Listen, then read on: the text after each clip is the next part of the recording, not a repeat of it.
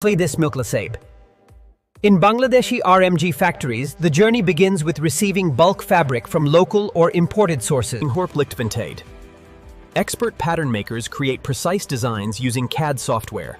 They prepare markers, efficient layouts to machines. Hundreds of fabric layers are spread on cutting tables.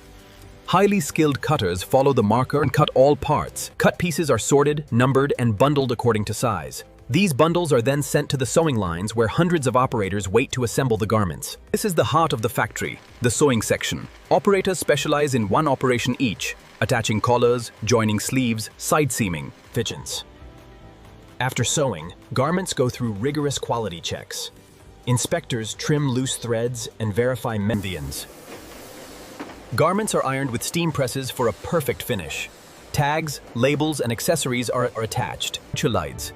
Finally, garments are packed according to buyer specifications, polybags, inner cartons, and master cartons.